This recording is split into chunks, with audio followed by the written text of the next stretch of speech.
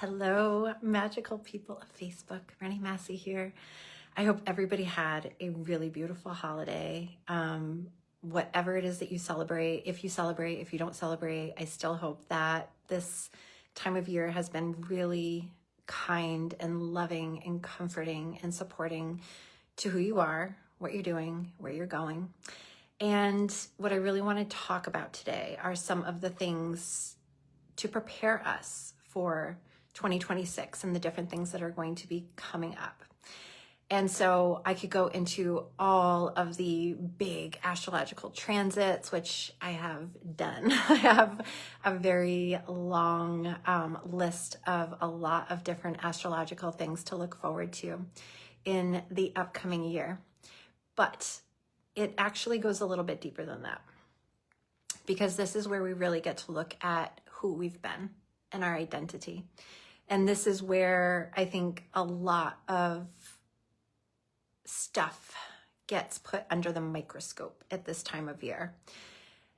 This isn't always the most comfortable time of year for a lot of people. And I can just tell you right now that usually, especially over the past probably 6 or so years, I have reformatted the entire holiday season to fit my dreams and my desires and to experience such blissful pleasure and gratitude and unity and togetherness. This year felt very different for me. And so for anybody who may have felt like this just wasn't the year, it just was harder, it had a lot more struggle and strain and difficulty, and there were certain overarching themes to this year. But I also want to break it down to let you know that no matter what you have gone through, there is a turning point, and it lives within your identity and the framework that creates your identity. And you are the creator of that identity. It can be very difficult to really understand what is available within your own identity, especially when there are some difficult circumstances that you're navigating, and maybe you don't feel so solid in your being, you don't feel so solid in your footing, you don't feel so solid in where you are now. And so that makes you wonder, well, where am I going? Where am I headed? How is it going to be when I step through the threshold of 2026? And the truth is that going into 2026 isn't like some sort of magic formula. It isn't like all of a sudden you just step through this threshold of a new year and then all of a sudden all of these magical pieces start falling into place, which is what I think a lot of people kind of treat New Year's as. It's like, oh my gosh, this is my fresh start. This is my new chance. This is my blank slate. And honestly, if that's the way you're feeling right now, that's great. There's nothing wrong with that. There's nothing wrong with anything that you are attempting to manifest or attempting to be more definitive with or have more intention around or, clean up energetically. And maybe it's really just paying attention to how you, protect your energy and guard your energy, how you give away time, how you give away your energy, how you express your emotions, how you, deal with certain habits that maybe you don't like. And maybe this year you have really been able to figure out like, this just isn't a good fit for me and it's not coming with me into the new year. And so with all of that being said, there's a few things that I think are really good to reflect on and to ask ourselves, because I don't think that all of a sudden, once the clock strikes midnight, everything just magically manifests and fall into place.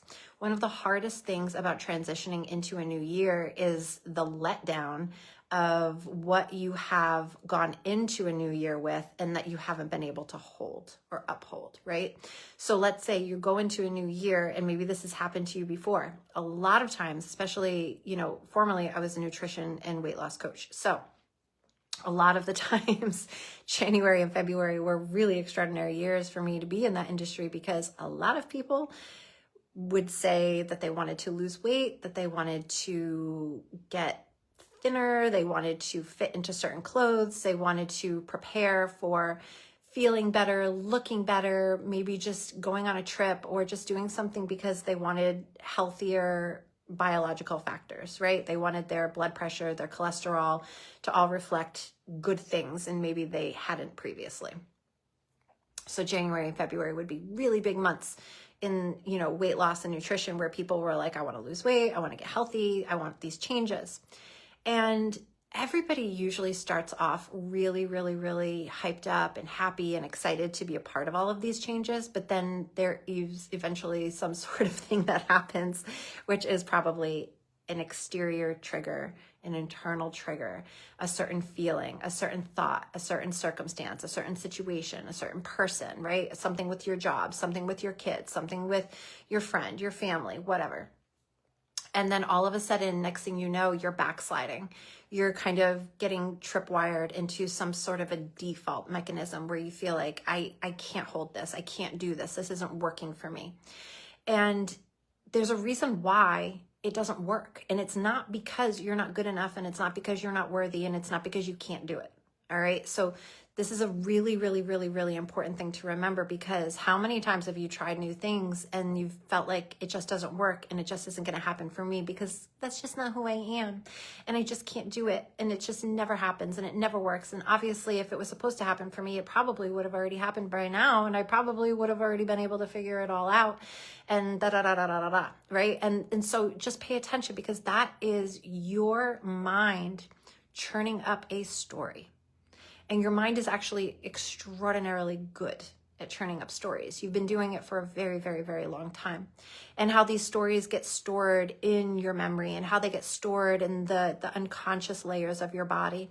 It's a very real situation. This is not just woo-woo and fluff. This is real stuff. This is neuroscience. This is how emotions move through the body and get locked into certain places that also are connected to stories that you tell.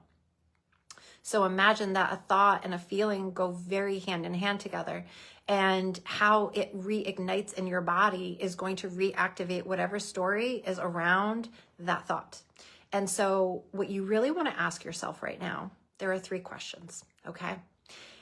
What patterns, I have them over here, what patterns repeated themselves this year, even when your circumstances changed? And so what that means is, like, maybe you started towards a growth cycle. Maybe you started to be pulled in a new direction. Maybe you had some really good ideas about what you wanted to do. And honestly, 2025 was a difficult year to really get things launched off the ground in a very strong way, because it is the year of the wood snake, because it is a 9 year, because of certain astrological features that have, transited through. There have been a lot of challenges and obstacles in 2025. And so it's not to say that 2025 was meant to not be a successful year for you. It doesn't mean that, it was your destiny to be completely lost or to have to put out a fucking dumpster fire in 2025. But it does mean that as a collective, or that nobody had a super successful year, because I don't think that's true either. But I do feel that as a collective, we have all experienced a lot of hardship and a lot of challenges. And it felt often that we were swimming against the current. We were swimming upstream. And that was very difficult, because we didn't necessarily have all of the stamina and the endurance to get through a lot of these things. And so, yes, this does come down to nervous system stuff. It does come down to certain ways that you can recalibrate your energy. But the first question that I want you to answer is, what patterns repeated themselves this year, even when your circumstances changed? Okay. So, and the reason why this question is so potent is because of the fact that if you look around, it's not like everybody went through all of the same things, right? It's not like everybody had the same exact year. So when we talk about the fact that, like, the collective consciousness is going through a lot of upgrades and releasing and peeling back of the layers, and a big thing that I saw this year was when, like, Neptune was in retrograde, and how, because honestly, a good 5 or so months of this year, Neptune was in retrograde, and it really helped us to pinpoint where we were allowing ourselves to be disillusioned, where we were also allowing ourselves to fall into illusion, because we do create our reality. And it's the beliefs that create the reality. It's the beliefs that create the identity that creates the reality, right? So imagine that, you know, this year you did have opportunities to do things a little bit differently. And maybe you did. Maybe you did start that new project. Maybe you did start that business. Maybe you did pivot something in your life and pivot something in your world. Maybe you went back to school. Maybe you started a new relationship. Maybe you moved to a new location. There's so many different ways that we can say, like, this was very new for me. This was something that I embarked on. This was something that I really desired, and I started magnetizing, and I really started taking action steps towards this and receiving it. But even though there could have been so many different things that changed for you this year, there are some patterns that you were not able to shake. And that's actually where I want you observing right now. That regardless of how many different things changed for you this year, how many different things were offered to you, opportunities, different pathways to investigate and, you know, explore, just as much as maybe some of the areas where you saw doors closing and you saw things changing and you saw, I have to let go and I have to release, and I can feel that through this releasing, there is a new identity that wants to show up now, because this one has taken me as far as it could. I've gotten this far with that version of myself, but I know that because there are certain things that still repeat, that there is something that I have got to do differently to really allow that next level identity to show up, and to not only show up, but actually be integrated. Because that is the part that continues to be difficult. Is you have an idea. You want to move towards that idea. You want to gravitate yourself towards that thing, or magnetize that thing to you. And so you have a lot of really good hyped up energy. You have a lot of positive thinking. You have a lot of things that are generating you towards that, or that to you. Sometimes we just meet in the middle because of the fact that I can generate enough magnetism for it to be drawn to me, but I also have to take certain action steps to make sure that I am not only locking it in, but I'm anchoring it into my body, integrating it into my identity, right? So recognizing that there are certain parts of you that kept repeating the same cycle, even though you could feel yourself stretching, even though you could feel yourself, you know, being able to hold more, do more, be more in certain areas. But then there were some that just kept repeating. Okay. So what I want you to do is I want you to isolate whatever that was, the different pattern that kept repeating over and over and over again. Okay. The second thing, where did you feel like you were stuck in something, but you kept choosing the same thing? So what this could look like is maybe you weren't happy with your job. Okay. Maybe you weren't happy with a particular relationship. And then you had a lot of ideas of what you wanted to do to kind of like shift that. Maybe you thought, maybe I'll look for another job. Maybe this is the time that I start really doing a lot of background research and the groundwork to start my business. And so I don't have to be employed anymore. Maybe this is the time frame where I really start recalibrating from within so that I can shift different dynamics within this relationship. And so there was something that felt very stuck for you that you wanted to shift, but there was something that just felt familiar. And this is where we can get into like those sneaky little unconscious things. Is there is a part of your identity that continues to choose the same thing because there is a level of comfort there.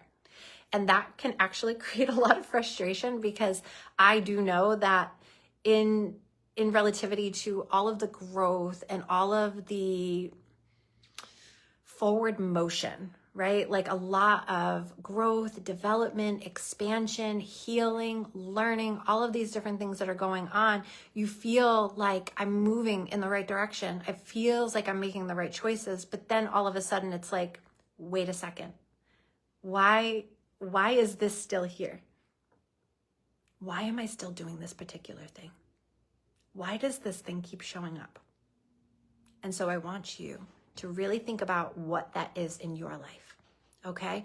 Where something that felt familiar to you, even though you really probably wanted to transcend it, you wanted to persevere it, you wanted to move past it, but it was familiar to you. And so you just kind of kept getting pulled back into it.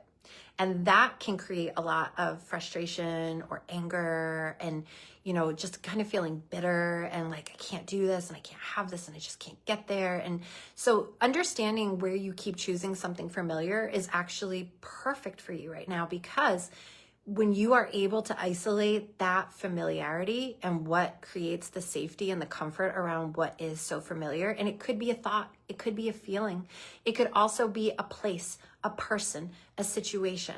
And even if there's conflict, it doesn't mean, like, it sounds crazy. Like, why would I continue to choose conflict in my life, right? Like, why would I continue to choose confrontational people? Why would I continue to choose things that drain me? Why would I continue to choose things that don't make me feel good, that don't light me up, that actually make me feel unworthy or unhappy or just, right? But maybe you still chose it. And then you get frustrated with yourself because you're like, why did I keep choosing that? And this is where I want you to be really clear about what you have chosen, because of the fact that oftentimes when we don't understand how our emotions and thoughts are generating from within and how our nervous system wants to recreate the same loop of experience, there's a reason for that. And a lot of times it will be much easier to blame another person or the situation or the circumstance for where you are. Like, it's because of this that I'm still here. It's because of that relationship that I just can't get to where I want to be. It's because of this situation that I just keep getting sucked back into the vortex and I just keep, losing myself in the quicksand of it all. And the truth is that it's probably a blind spot. It's probably something that you aren't even consciously aware of, because if you were consciously aware of it, would you continue to choose it? I don't know. That's only something that you can answer. I know individuals who consciously choose things that aren't good for them all the time. And they think that, well, first of all, sometimes it's like a dopamine hit, like they'll choose something that they know is not good for them and they get an instant gratification from it. And so they're happy for like 10 minutes. And then they are like, why did I do that? That wasn't what I wanted to do at all. I was like, well, no, I get that. But you liked the instant feeling, the instant response, the instant gratification. This was a short-term satisfaction for you. This is not long-term. This is not big picture stuff. This is not, the long game. This is when you can't really see that far ahead and you're just choosing what you can in your immediate access based on time, based on evidence, based on memories and experiences, right? But this is actually where I want to activate a little bit more of your wisdom. And you can even quiet your mind and just say, I just want to hear my wisdom. I just want to hear my wisdom come through right now. I'm only available to hear and listen to my own sacred wisdom. And let that be there. Let that voice come through. Let that voice shine through all of the other tangling messes of other people and other situations and things that create chaos within you rather than clarity. Right? Your inner voice will always be the most clear thing that you can actually connect with. But we've got to slow down the mind. We've got to slow down the racing thoughts. We've got to slow things down and find a place within us that holds stillness and peace and resonance, and be able to access the deeper wisdom that is available to each and every one of us. And so that's where it's like, where did I continue to find myself stuck? But I kept choosing something familiar. And it's not to create any element of shame or guilt or disharmony within yourself. This is where, honestly, like, you're gonna have to step out of your victimhood. You're gonna have to step out of, the blame game or any type of lower level frequency or vibration that continues to keep you stuck in this loop. And it's because there is an inner wisdom, and there is an inner voice, and there is an inner you that has all the answers. Hello, Miss Diane. Hello, Miss Amy. That wants to shine through, and you've got to give that part of you a platform to speak on, okay? A platform to speak on. And so that also means being really, really, really, really, really honest with yourself. I can honestly say that there are quite a few things in my life that I have bypassed, and not because I wasn't good enough, or because I wasn't smart enough, or because of anything other than the fact that maybe there was something that I couldn't see clearly, or it was a blind spot that I couldn't see yet, or it just wasn't time for me to connect with that truth yet. Okay. So I know that a lot of times what happens is we'll get to the end of a month, end of the year, and we start looking at our progress and we start thinking to ourselves, I thought I was going to be further ahead. I thought I was going to accomplish more. I thought it was going to be different. I thought this was going to look different for me. I thought that based on everything that I did, that this was going to be the result. And so there might be some elements of, I feel behind. I feel like I have to play catch up. I feel like I didn't make the most out of my time this year. But this is also where I'm going to pump the brakes for you, because everything does happen in divine timing. Everything does. But that is like, for you to align with that concept and for you to align with your own personal context, it is going to take trust. Not just like circumstantial and conditional trust, meaning when everything is going right for me, I just have so much trust. When everything is just happening the way I really want it to, I magically just have so much trust. And then when you start seeing it slip and things are changing and things are becoming less seamless, there's a little bit of choppiness. There's some speed bumps. There's, some things that get thrown into the path that were unexpected and unwanted. And then all of a sudden you start losing that faith and that trust. That only means that whatever you had there in terms of faith and trust was very circumstantial and very conditional based on how you could curate that experience, right? And if this experience is not reflecting what I desire right now, then I start to wobble and I start to actually lose a lot of that faith and trust that I had when everything was going so well. So we want to be able to create the faith and the trust and the desire, like these frequencies all working together, but from a place that is very solid within us. And when we don't have that solidness there, that is when it becomes circumstantial. And so if you find yourself saying like, ooh, I was totally in circumstantial trust and faith and all of those things, that's not like, oh my gosh, shame on you. How dare you for doing that? But it is saying like, it's just something to be aware of. It's just something to say like, okay, I didn't really care for how, I navigated that situation because I was feeling really good and I had a lot of faith and I had a lot of trust. And then all of a sudden I started feeling it slip when certain things started happening out of my control, or things that I didn't want to happen started showing up. So this is just something to work on, right? The third question that I really want you to ask yourself, which situations activated the most high emotional charge for you? And I want you to look at this from a high and low perspective. So I want you to look at the circumstances that happened this year. What was the lowest emotion that you can isolate, that you experienced, right? So I would say for me, my experience this year, like the lower emotion that I felt was loss. Okay. Now I could now pick that up by attaching grief to it, because that actually helped me a lot. When I was able to experience loss and then also recognize it as like, but there's grief here. For me, I can slide and alchemize the scale of grief into praise. And that is something like when we deal with the law of polarity, that is something that we would look at. So there's a spectrum, there's a scale of degrees when it comes to every single experience, right? So we could look at, I don't know if I want to say like love and hate, but I could say like love and anger, I can see them on the same scale, but obviously at opposite ends of that scale. But there's a spectrum of degrees that go between them. So it's like if I'm feeling a lot of anger, it's very difficult for me to feel love at the same time. It's like those two frequencies, they kind of work against each other.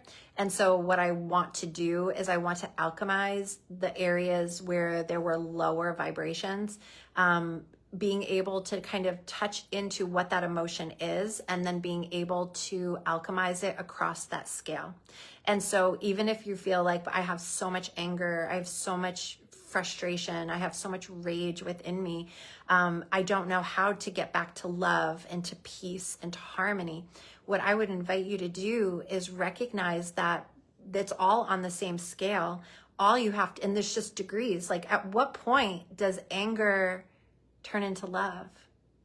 Well, it has to probably go through less anger and try to find some place of neutrality, right? Before it can transition into kind of like a lot, really, really, really like, and then into the frequencies of love, right? So just know that if you have some lower energy there, lower emotions that feel really difficult, I want you to imagine that there is a sliding scale. And this is not to bypass your emotions. I will never recommend to bypass your feelings and your emotions. But I do want you to recognize that your emotions are not actually who you are. They're a piece of the puzzle that makes up your identity, but it's not actually like all of who you are. Because as you know, there have been times in your life where you have been very angry and you have been ready to fight. But there are also times in your life where you didn't feel like fighting at all, and you just wanted to be the peacemaker and the mediator and the advocate and the harmonizer, right? So it's like, I am not hate, I am not anger.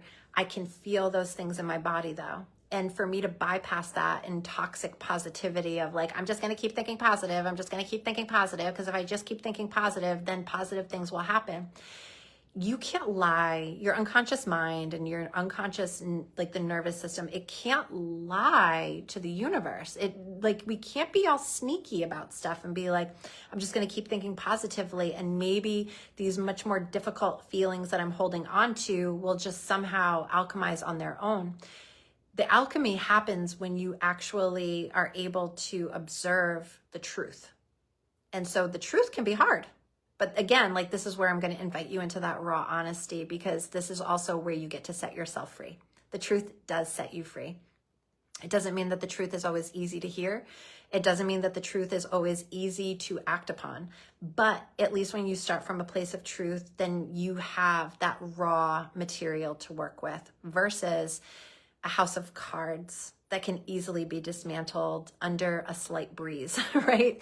And so that's where I see a lot of people kind of taking that wrong turn, is they want to believe in that toxic positivity will bypass all of the negativity that they feel, and that they can still manifest from that place. And so I'm not saying that you can't manifest from that place. I'm not saying that you won't manifest from that place, but to create a really solid alignment from within you as the foundation of where you are manifesting from, that is where I'm really more about bringing you. So when we ask ourselves, what are those strong emotions that activated me this year? You know, we look at the lower level emotions, and I tell you about the sliding scale and the law of polarity, because I want you to know that universal law says you do not need to stay there. But if you feel like you are not complete with that experience, that emotion of the experience of that emotion, the feeling of loss, the feeling of anger, the feeling of frustration, the feeling of change, So many different things have been pulled back and away from us this year so that we could see the truth.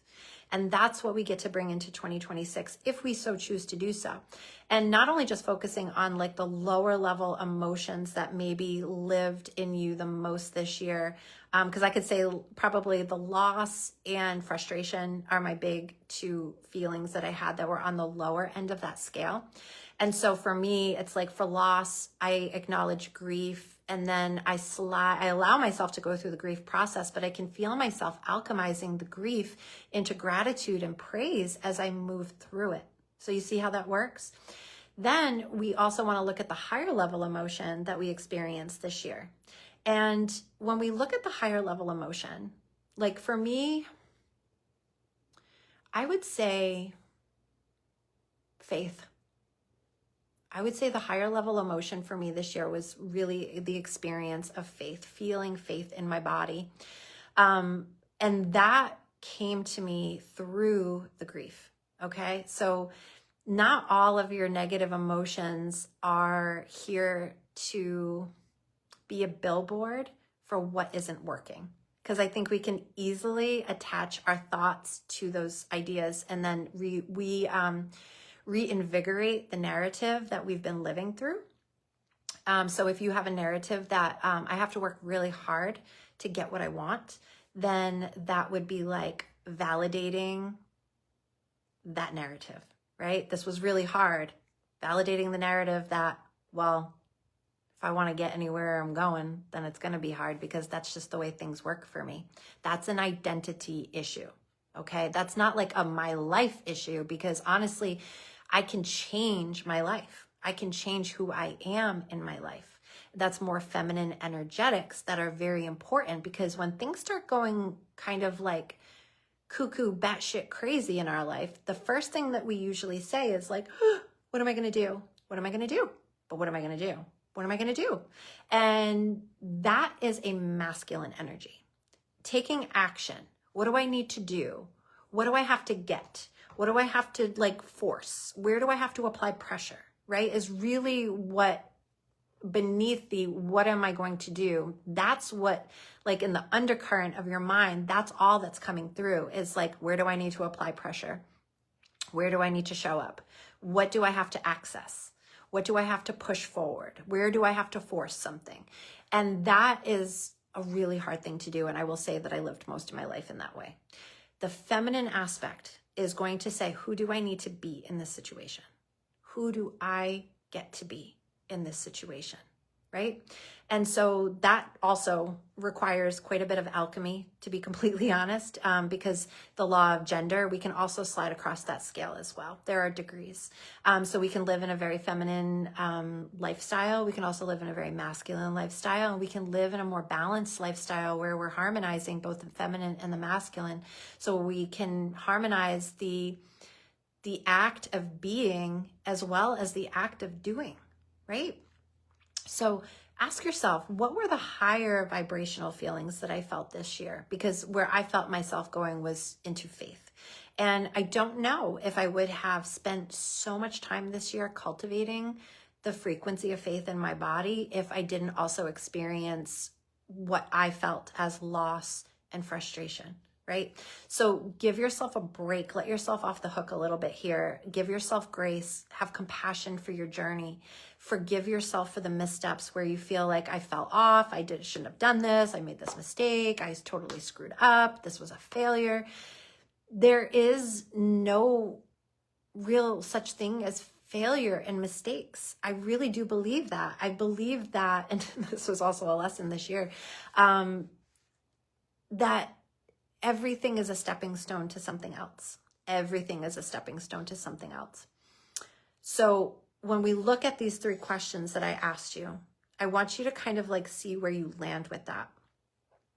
And what you have been able to extract from some of these moments, these emotions, these circumstances, these people, these situations. And it's not because I want you to look at everything on the outside of you and assimilate to that, or to look to that for validation as to where you are now or who you are, but you're looking for evidence, because that's what people do. We look at time, we look at the physicality of things, like what's here, what's not here. So this really just gives you an opportunity to hone in on who was I this year, okay? Because based on what you are looking at in your external environment, in your own external ecosystem, is a direct reflection of what is experienced within the inner ecosystem, right? So nobody is wrong. Nobody is bad. Nobody is like so freaking making all of these wrong decisions. I feel like everything that has happened for us this year has been a huge recalibration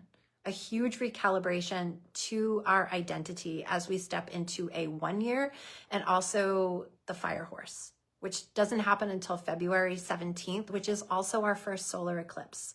Okay. So just keep this in the back of your mind that as we go into 2026, it's not just like everything changes on January 1st.